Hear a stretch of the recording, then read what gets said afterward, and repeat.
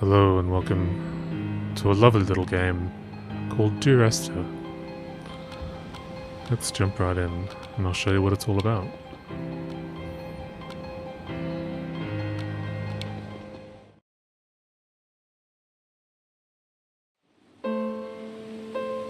Dear Esther, I sometimes feel as if I've given birth to this island. Somewhere between the longitude and latitude, a split opened up, and it beached remotely here. No matter how hard I correlate, it remains a singularity, an alpha point in my life that refuses all hypothesis. I return each time leaving fresh markers that I hope, in the full glare of my hopelessness, will have blossomed into fresh insight in the interim.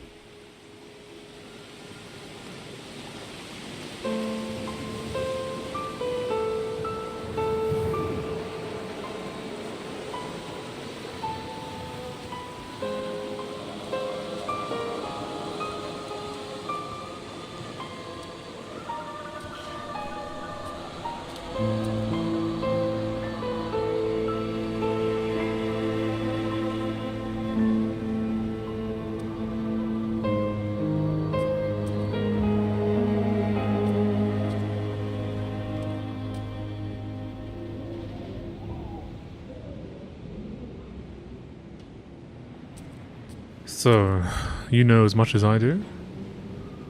We're just deposited here to explore and discover the game as it unfolds.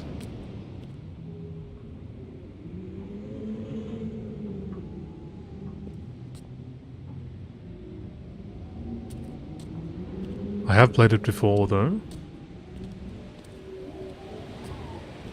That was some time ago. I thought it'd be great to make a video of it. And show others who may not have seen it. A room of paint.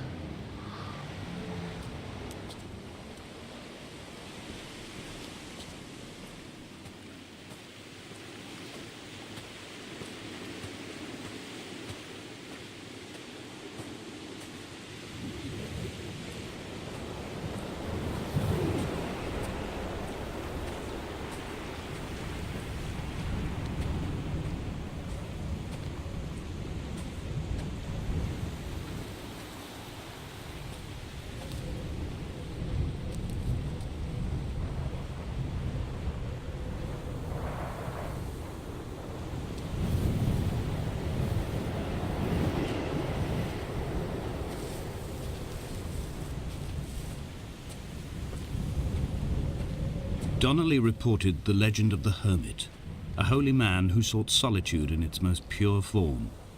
Allegedly, he rode here from the mainland in a boat without a bottom, so all the creatures of the sea could rise at night to converse with him. How disappointed he must have been with their chatter. Perhaps now, when all that haunts the ocean is the rubbish dumped from the tankers, he'd find more peace. They say he threw his arms wide in a valley on the south side, and the cliff opened up to provide him shelter. They say he died of fever 116 years later. The shepherds left gifts for him at the mouth of the cave, but Donnelly records they never claimed to have seen him. I have visited the cave and I have left my gifts, but like them, I appear to be an unworthy subject of his solitude.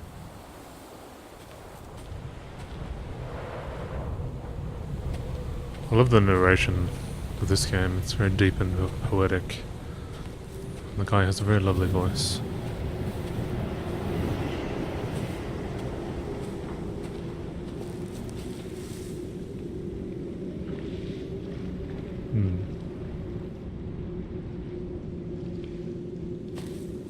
And all the various sounds of the wind, along with the graphics and lighting, make it feel like a very real, very cold place.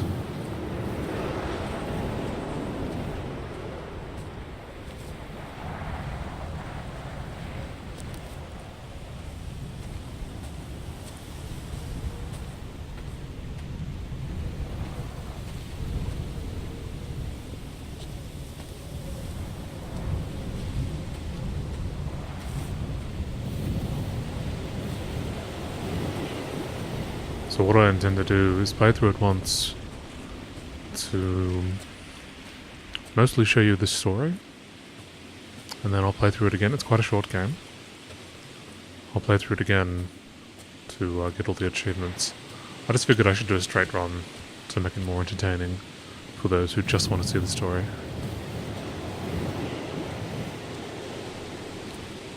Because it's a very... I'm not sure if pleasant is the right word, but it's a very interesting experience. I would say it's pleasant, but others might find it depressing. It's a very immersive, moving experience, whatever you get out of it. So I'll try and present it in its purest form.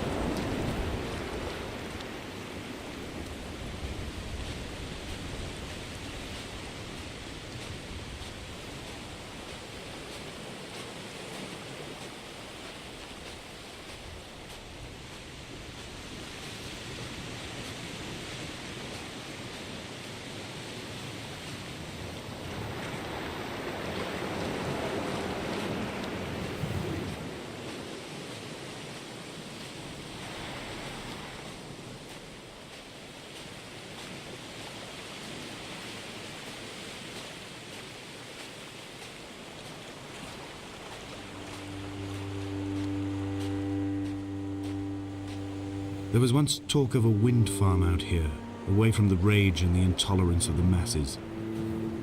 The sea, they said, is too rough for the turbines to stand. They clearly never came here to experience the becalming for themselves. Personally, I would have supported it. Turbines would be a fitting contemporary refuge for a hermit. The revolution and the permanence.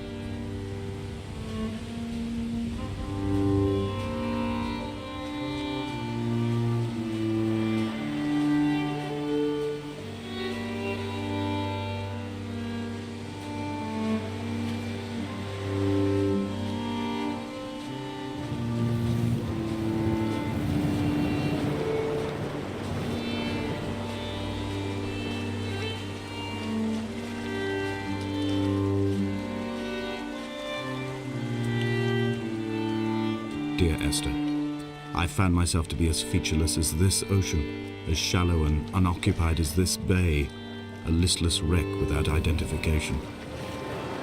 My rocks are these bones, and a careful fence to keep the precipice at bay. Shot through me caves, my forehead a mount. This aerial will transmit into me so. All overexposed, the nervous system, where Donnelly's boots and yours and mine still trample. I will carry a torch for you. I will leave it at the foot of my headstone. You will need it for the tunnels that carry me under.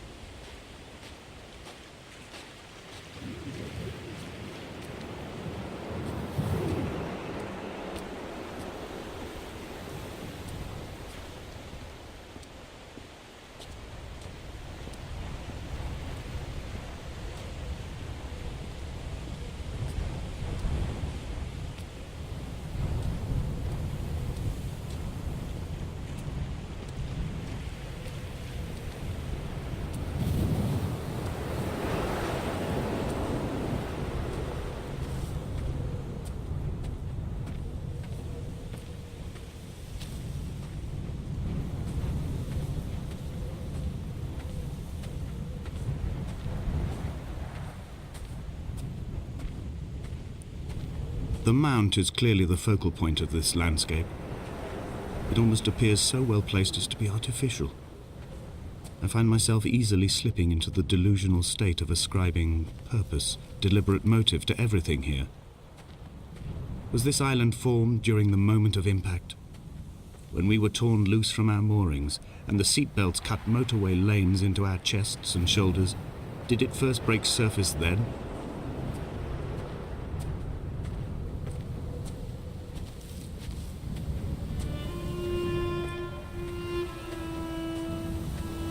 When someone had died or was dying, or was so ill they gave up what little hope they could sacrifice, they cut parallel lines into the cliff, exposing the white chalk beneath. You could see them from the mainland or the fishing boats, and know to send aid or impose a cordon of protection, and wait a generation until whatever pestilence stalked the cliff paths died along with its hosts. My lines are just for this, to keep any would-be rescuers at bay. The infection is not simply of the flesh. Wow.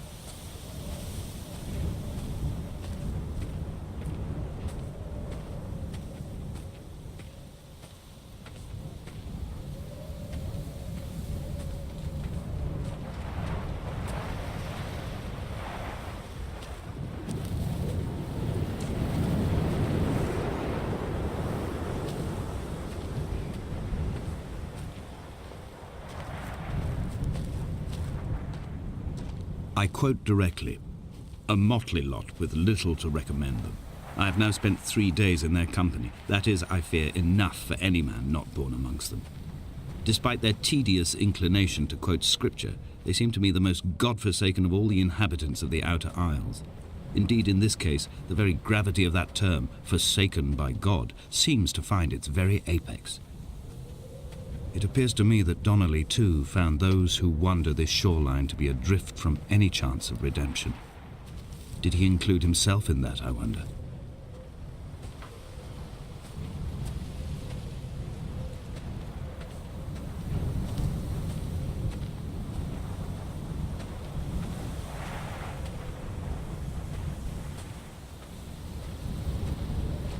Dear Esther, I met Paul. I made my own little pilgrimage. My Damascus, a small semi-detached on the outskirts of Wolverhampton. We drank coffee in his kitchen and tried to connect to one another. Although he knew I hadn't come in search of an apology, reason or retribution, he still spiraled in panic, thrown high and lucid by his own dented bonnet. Responsibility had made him old. Like us, he'd already passed beyond any conceivable boundary of life.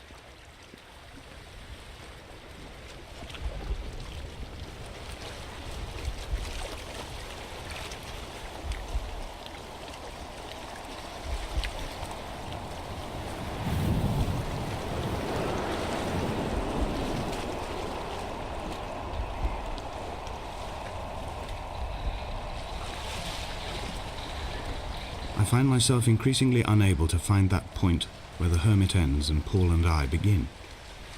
We are woven into a sodden blanket, stuffed into the bottom of a boat to stop the leak and hold back the ocean. My neck aches from staring up at the aerial. It mirrors the dull throb in my gut where I am sure I've begun to form another stone. In my dreams, it forms into a perfect representation of Lot's wife, head over her shoulder, staring along the motorway at the approaching traffic in a vacuum of fatalistic calm. Goodness.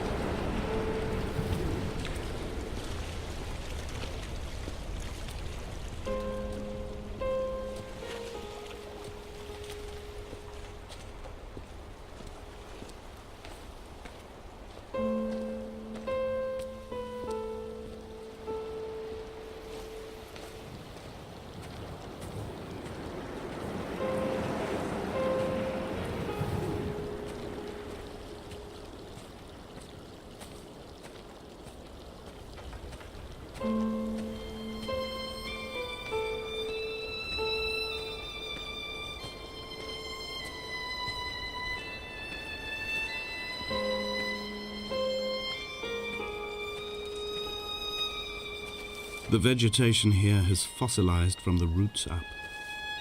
To think they once grazed animals here, the remnants of occupation being evidence to that.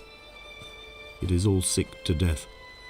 The water is too polluted for the fish, the sky is too thin for the birds, and the soil is cut with the bones of hermits and shepherds. I've heard it said that human ashes make great fertilizer, that we could sow a forest from all that is left of your hips and ribcage, with enough left over to thicken the air and repopulate the bay.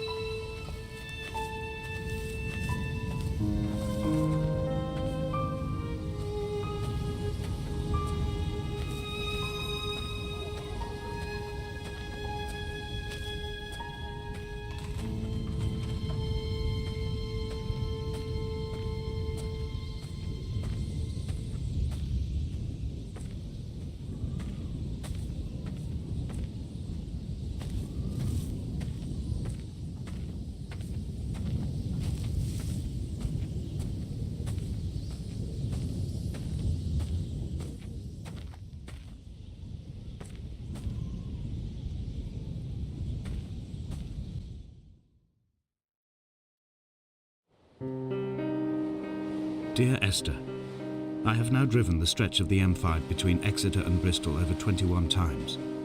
But although I have all the reports and all the witnesses, and have cross-referenced them within a millimetre using my Ordnance Survey maps, I simply cannot find the location.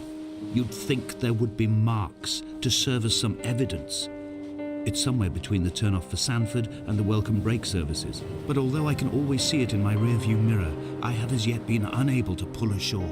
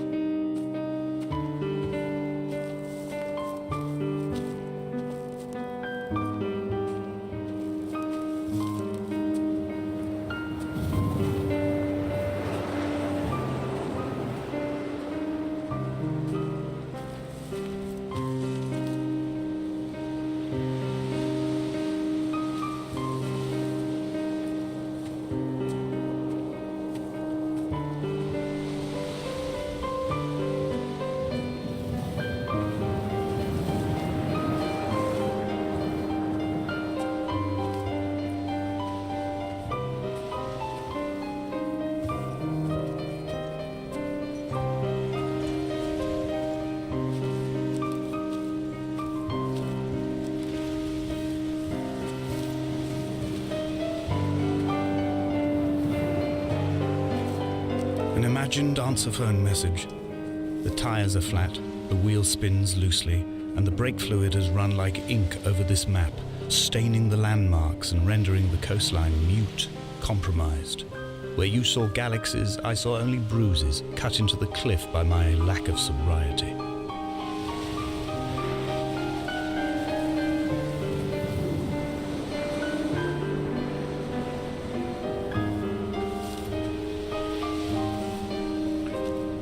And neither did he eat nor drink, was written on the side of the ship.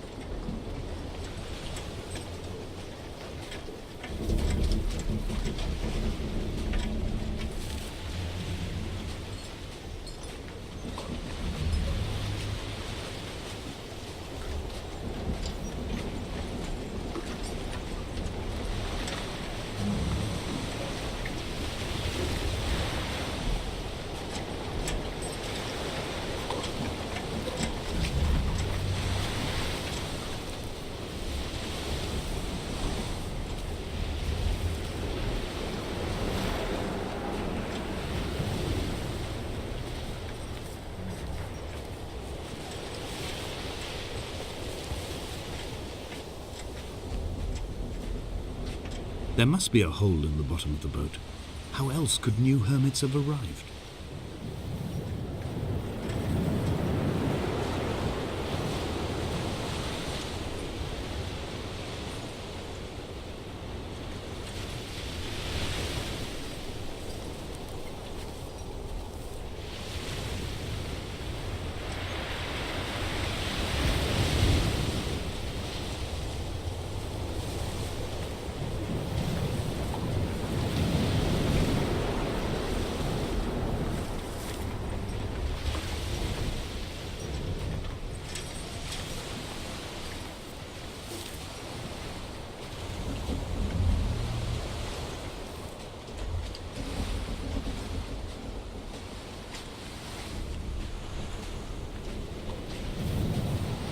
I had kidney stones and you visited me in the hospital.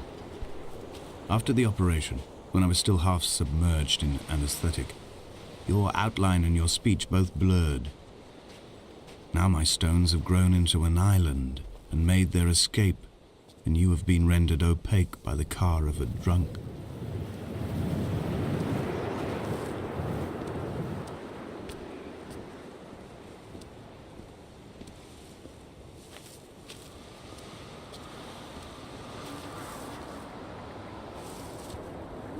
Is this what Paul saw through his windscreen? Not Lot's wife looking over her shoulder, but a scar in the hillside, falling away to black forever.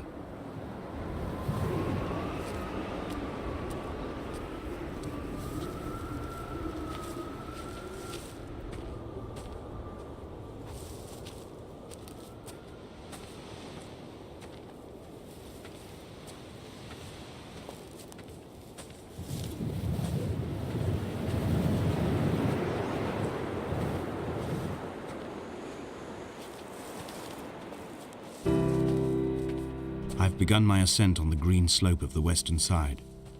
I've looked deep into the mountain from the shaft and understood that I must go up and then find the way under. I will stash the last vestiges of my civilization in the stone walls and work deeper from there. I'm drawn by the aerial and the cliff edge. There is some form of rebirth waiting for me there.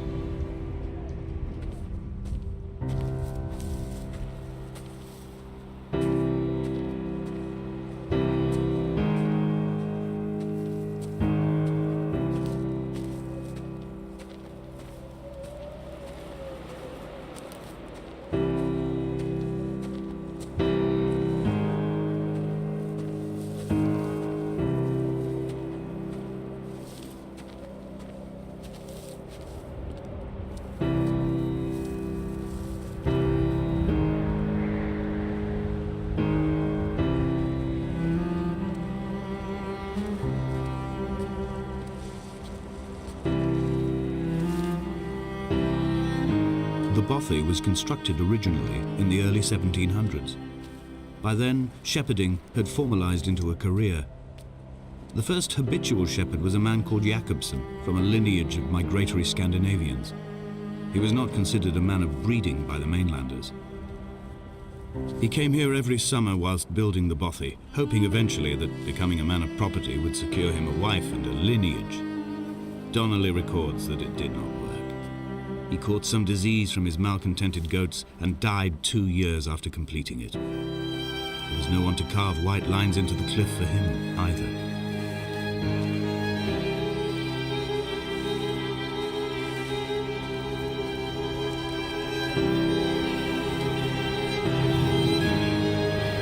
My heart is landfill. These false dawns waking into the still never light.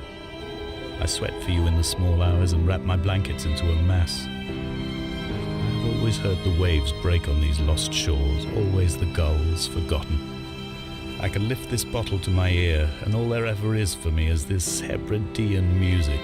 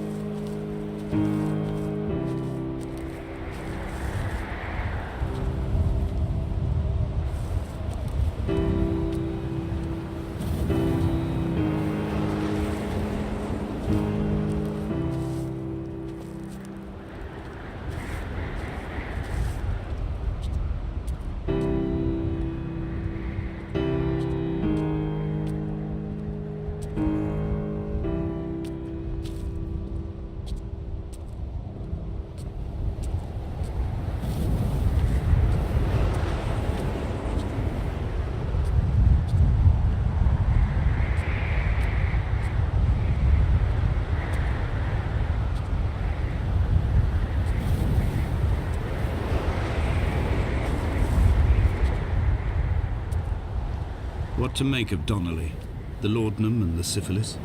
It is clearly not how he began, but I've been unable to discover if the former was a result of his visiting the island or the force that drove him here. For the syphilis, a drunk driver smashing his insides into a pulp as he stumbled these paths, I can only offer my empathy. We're all victims of our age. My disease is the internal combustion engine and the cheap fermentation of yeast.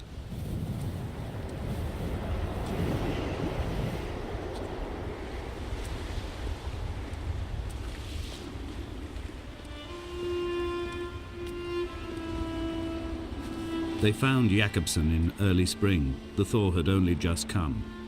Even though he'd been dead nearly 7 months, his body had been frozen right down to the nerves and had not even begun to decompose. His fingernails were raw and bitten to the quick. They found the phosphorescent moss that grows in the caves deep under the nails. Whatever he'd been doing under the island when his strength began to fail is lost. He'd struggled halfway up the cliff again, perhaps in a delirium, perhaps trying to reach the Bothy's fire before curling into a stone and expiring.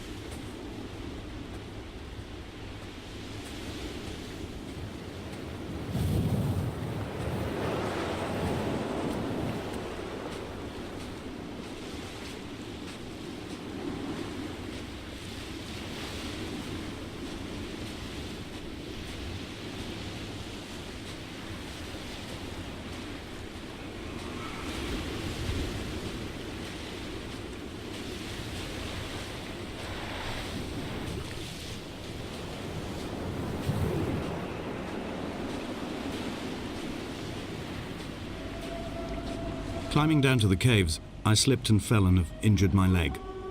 I think the femur is broken. It is clearly infected. The skin has turned a bright, tight pink, and the pain is crashing in on waves, winter tides against my shoreline, drowning out the ache of my stones. I struggled back to the Bothy to rest, but it has become clear that there is only one way this is likely to end. The medical supplies I looted from the trawler have suddenly found their purpose. They will keep me lucid for my final ascent.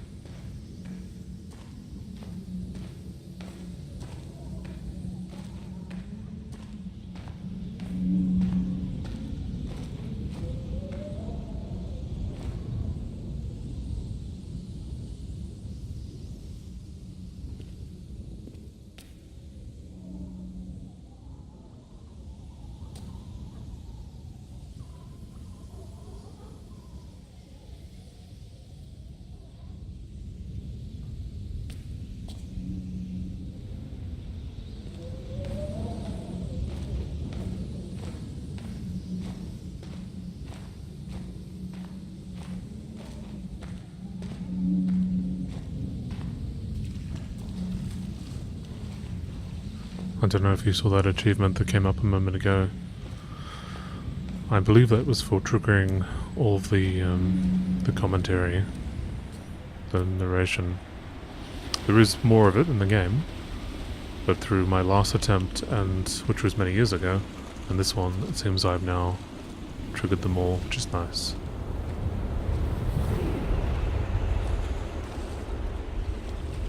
So I must have gone somewhere I hadn't been before just now.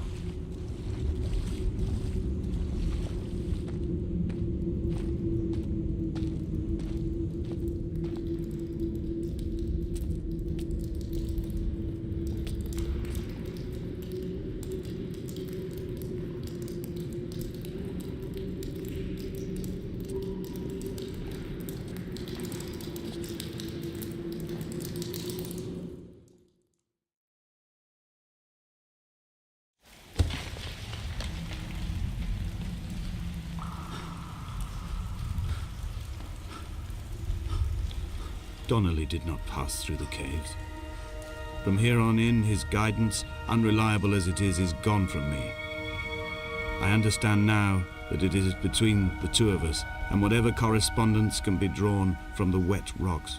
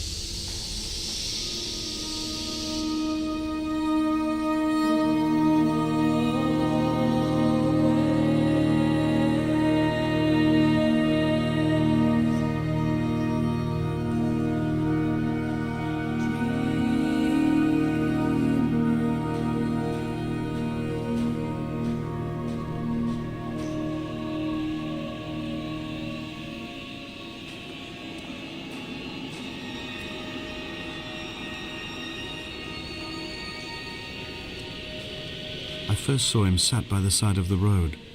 I was waiting for you to be cut out of the wreckage. The car looked like it had been dropped from a great height. The guts of the engine spilled over the tarmac, like water underground.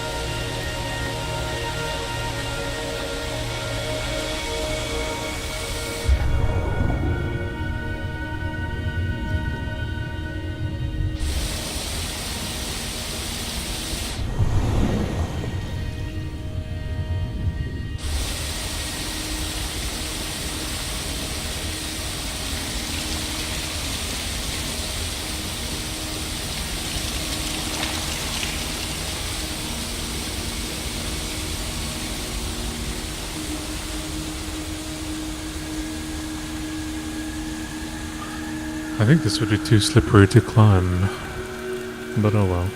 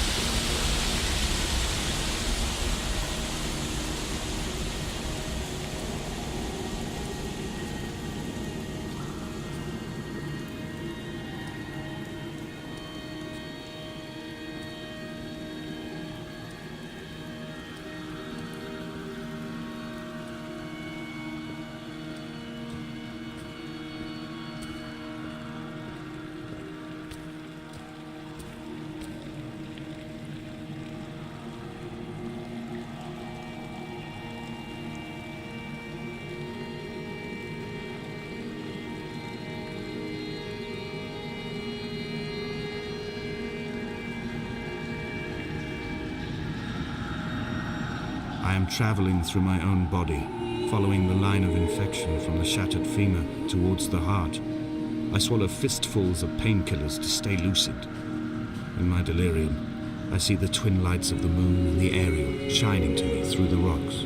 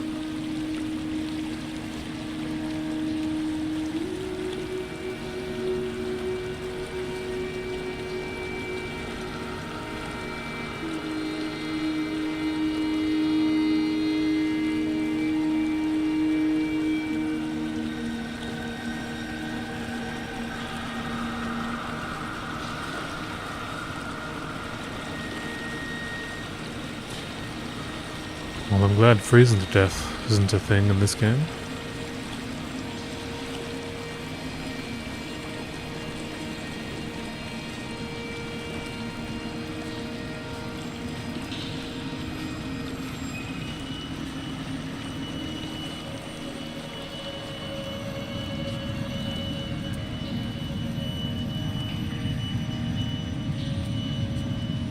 I doubt there was much more to see on that higher road.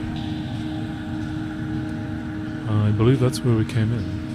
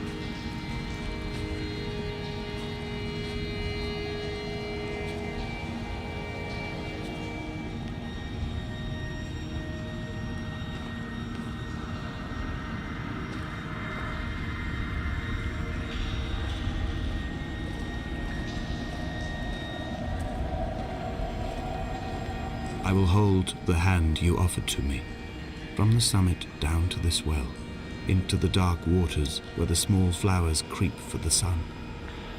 Headlights are reflected in your retinas, moonlit in the shadow of the crematorium chimney. I wonder if this is the giant hole in the ground we saw from above.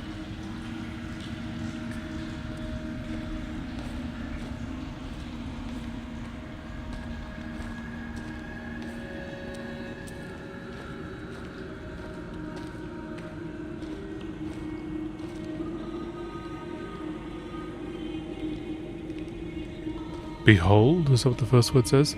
Behold, Damascus is taken. I think that's what it says. Oh, goodness.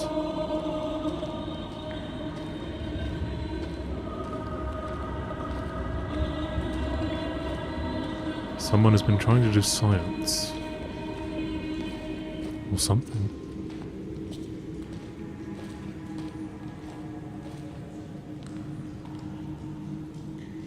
Chemistry, at least. Away from being a city?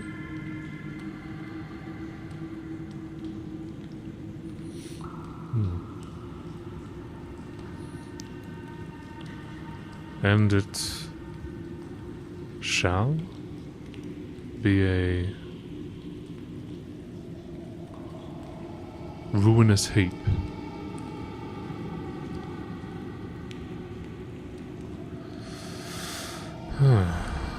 Phosphorescent roots now.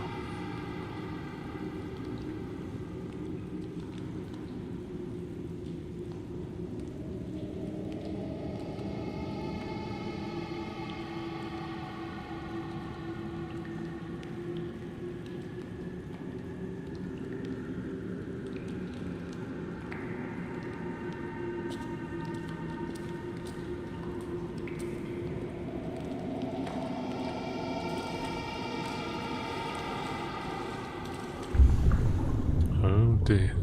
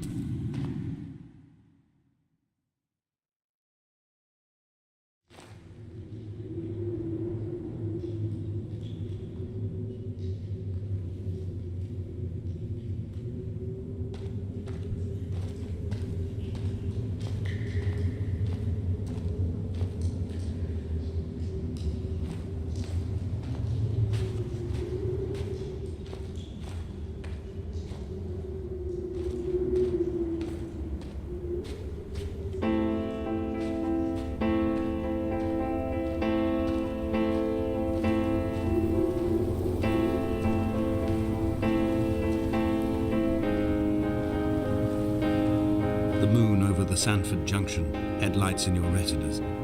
Donnelly drove a grey hatchback without a bottom. All the creatures of the tarmac rose to sing to him. All manner of symbols crudely scrawled across the cliff face of my unrest. My life reduced to an electrical diagram. All my gulls have taken flight.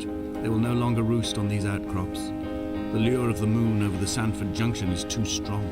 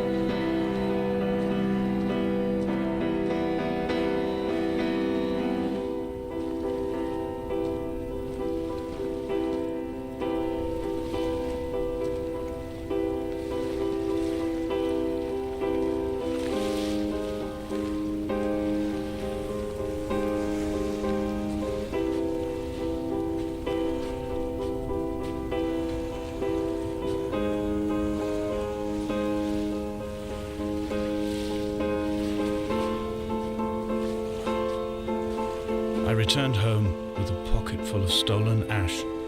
Half of it fell out of my coat and vanished into the car's upholstery, but the rest I carefully stowed away in a box I kept in a drawer by the side of my bed. It was never intended as a meaningful act, but over the years it became a kind of talisman. I'd sit still, quite still for hours, just holding the diminishing powder in my palm and noting its smoothness.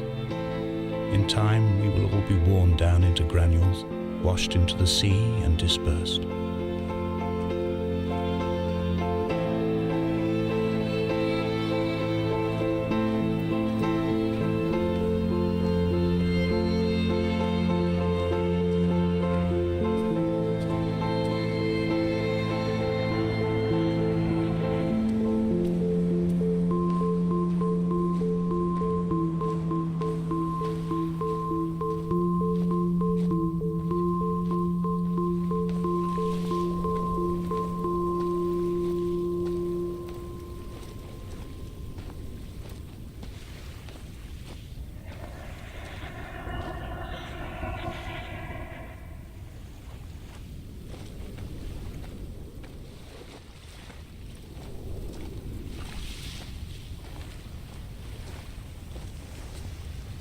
I'm starting to wonder if this is all a dream. Did this guy die in a car crash or something?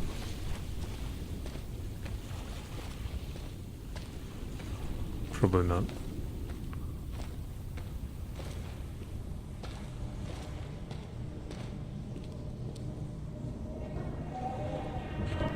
Well, not a dream, but like the afterlife.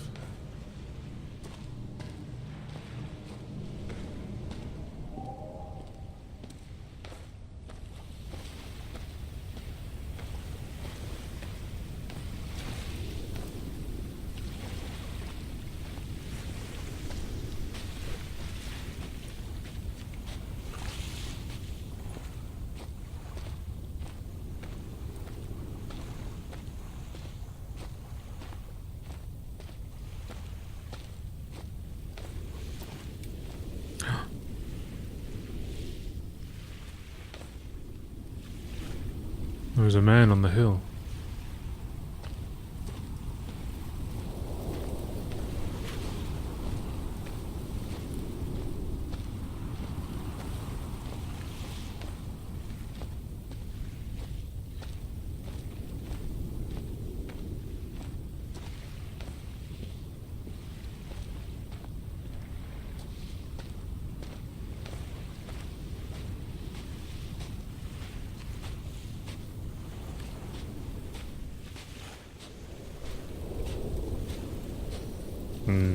And all these random candles everywhere. That's definitely not natural.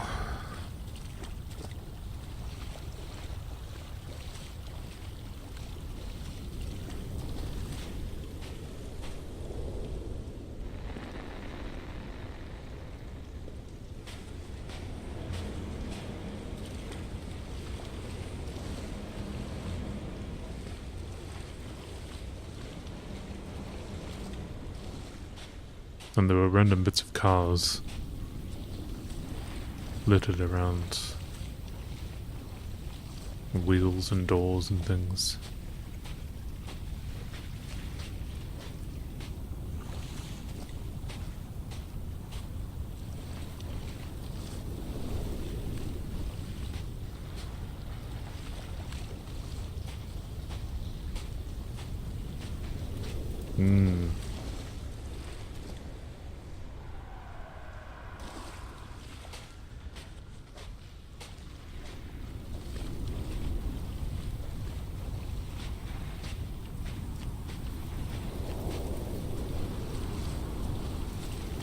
Hall by the roadside, by the exit for Damascus, all ticking and cooled, all feathers and remorse, all of these signals routed like traffic through the circuit diagrams of our guts, those badly written boats torn bottomless in the swells, washing us forever ashore.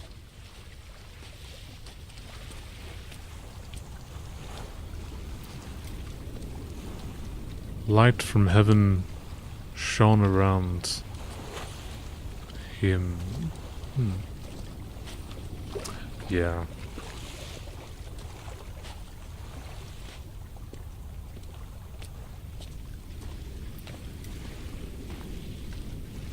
So I think we are the guy who was giving the narration. I believe he died. This is his walk through purgatory on his way to heaven, or something.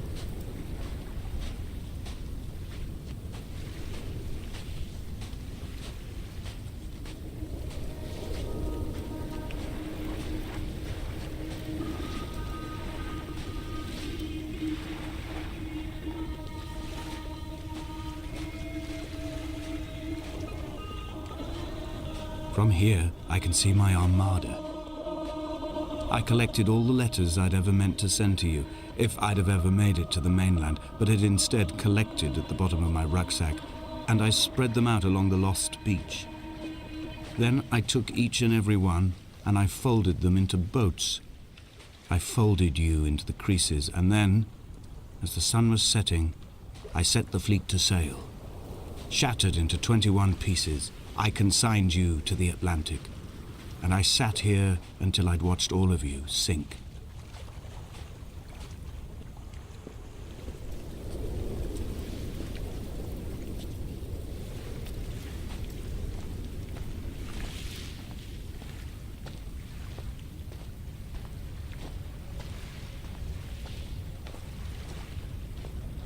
Oh, he was talking about this.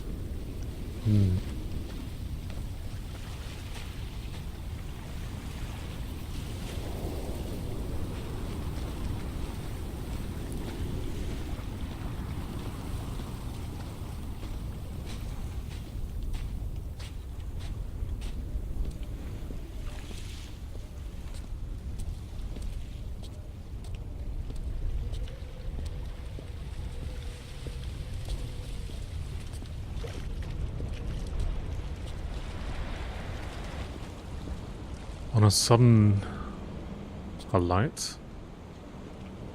Doesn't make sense. A light from heaven. Oh, they're two different statements. A light from heaven shone around him, and he fell to the ground. Eggs in a nest. On a sudden.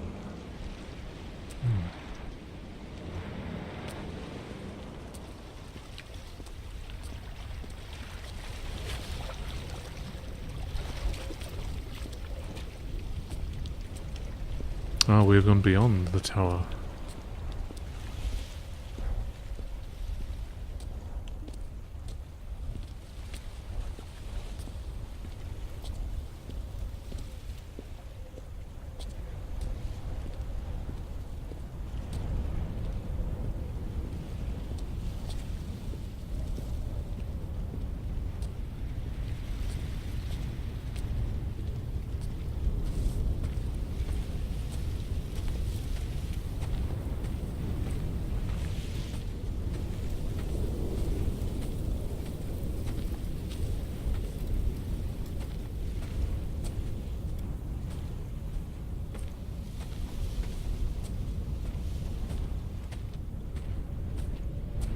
A sound of torn metal, teeth running over the edge of the rocks, a moon that casts a signal. As I lay pinned beside you, the ticking of the cooling engine, and the calling from a great height, all my mind as a bypass.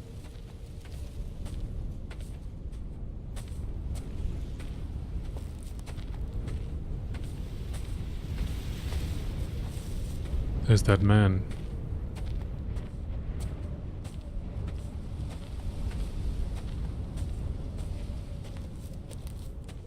Was that my friend Donnelly?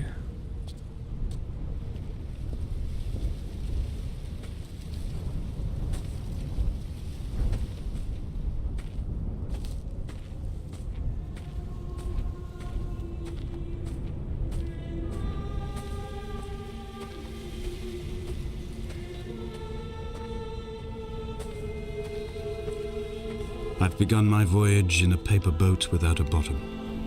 I will fly to the moon in it. I've been folded along a crease in time, a weakness in the sheet of life. Now you've settled on the opposite side of the paper to me.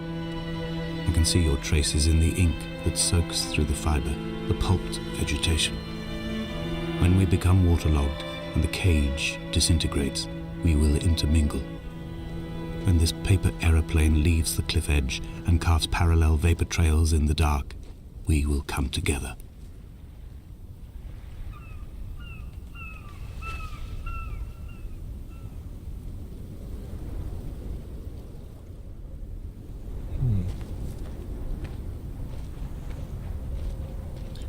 And as he was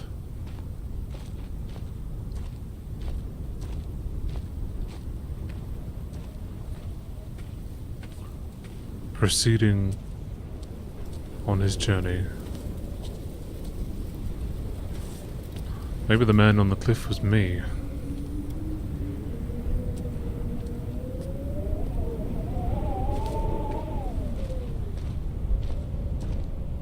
There's something written here as well.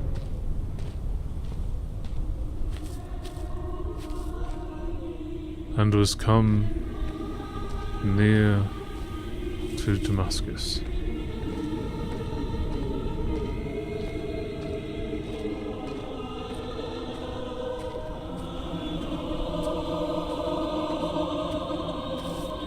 And he... If only Donnelly had experienced this, he would have realized he was his own shoreline, as am I. Just as I am becoming this island, so he became his syphilis, retreating into the burning synapses, the stones, the infection. And he was 3 days without sight. And neither did he eat nor drink.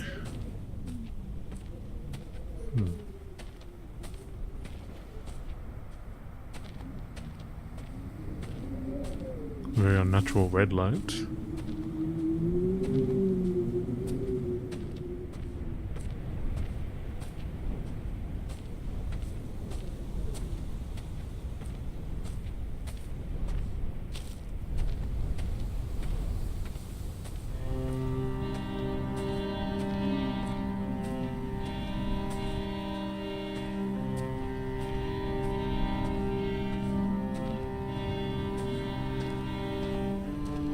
Returning to my car afterwards, hands still shaking, and a head split open by the impact. Goodbye to tearful aunts and traumatized uncles. Goodbye to the phenomenal. Goodbye to the tangible. Goodbye Wolverhampton. Goodbye Sanford. Goodbye Cromer. Goodbye Damascus. This cliff path is slippery in the dew. It is hard to climb with such an infection.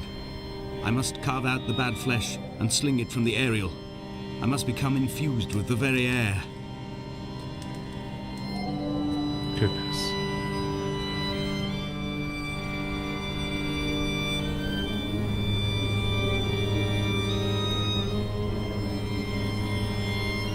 And this game is definitely a requiem for this guy's life, his final moments.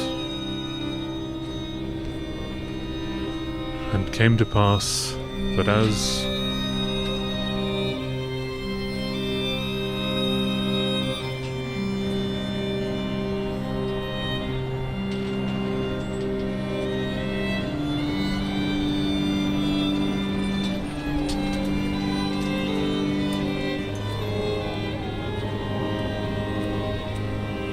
And as I made my journey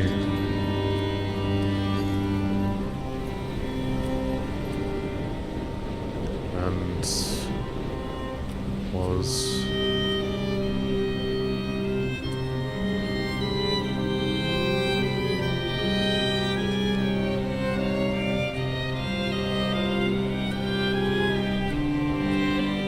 from and was come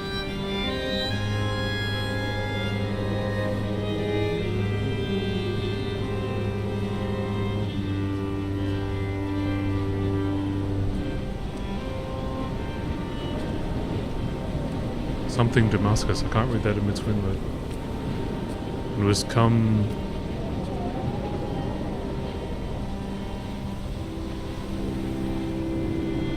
sorry, I can't make that out. With? No. Withering?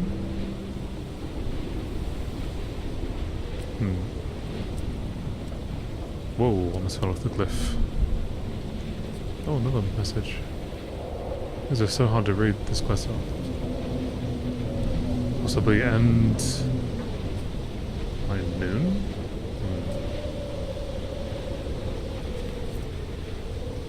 Suddenly, there shone from heaven a light, a great light. What I'm going? Great light round about me, and could not see. Blind with panic, deaf with the roar of the caged traffic, heart stopped on the road to Damascus, Paul sat at the roadside hunched up like a gull, like a bloody gull. As useless and as doomed as a syphilitic cartographer, a dying goat herd, an infected leg, a kidney stone, blocking the traffic bound for Sanford and Exeter. He was not drunk, Esther. He was not drunk at all. All his roads and his tunnels and his paths led inevitably to this moment of impact. This is not a recorded natural condition. He should not be sat there with his chemicals and his circuit diagrams. He should not be sat there at all.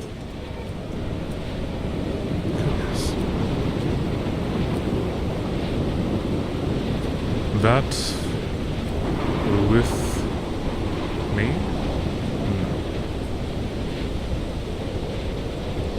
I feel this is kind of a continuing verse, but it's very hard to read. Came into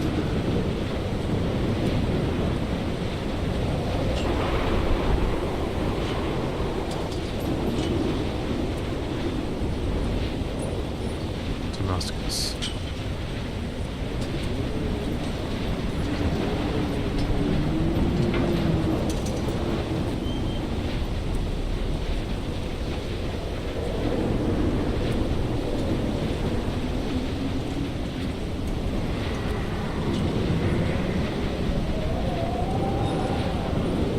Run out of places to climb. I will abandon this body and take to the air.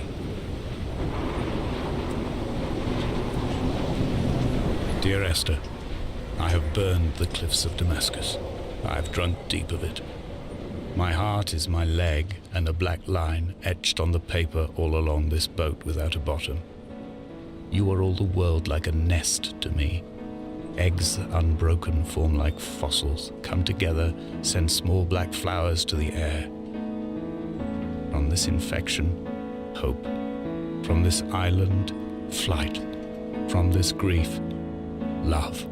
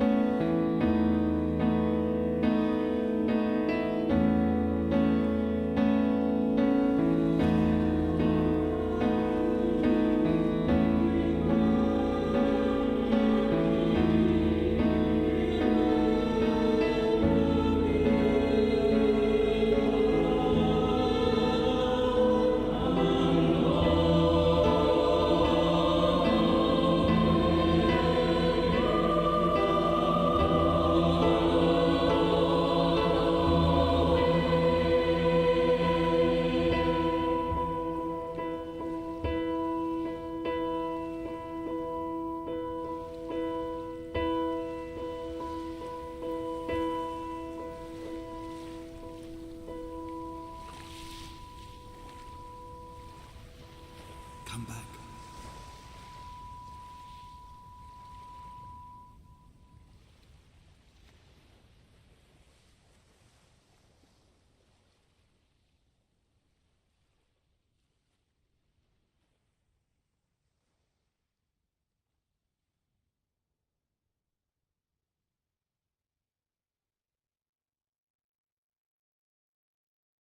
Wow. There you go. Dear Esther, what was it all about? I was getting the feeling at the end there that perhaps whoever we were lying on a hospital bed, dying, and this is what was happening in our mind.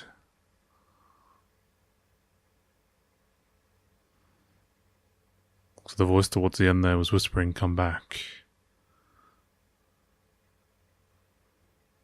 And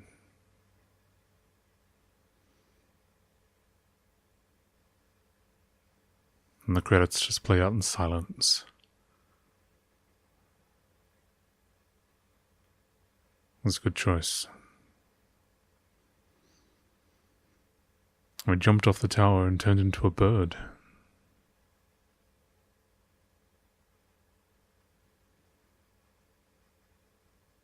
And the strange man on the cliff who disappeared. And the messages written on the walls. Now, interestingly, and perhaps fortunately, there is a director's commentary of this game. But it isn't simply something you watch. I have to walk through the game again, and I'm not entirely sure how it works. But as you walk along, you trigger the director's commentary when you stand in various places, and he explains things, or they explain things. And to trigger all of the commentary is one of the achievements, so I will definitely be doing that. I would do that anyway out of interest. I didn't do that the first time, just for the sake of getting all the achievements. I wanted to try and show you the story and the experience of the game. So there you have it. I know we went over my usual sort of game time of 40 minutes, but I knew it was a short game, so I wanted to press on. So there you go, an hour 15. Dear Esther, do join me next time for when we get the director's commentary and one or two other things I need to do for the achievements, so we'll be doing that next time. And I feel it was important to separate them out into two different videos of just the experience of the game and the achievements, and searching all the nooks and crannies next time. Hopefully it won't take too much longer than this video, so it'll just be a two-part series. This very interesting, contemplative little game. Thanks for watching. I'll catch you in the next one of these, or whatever it is you decide to watch next.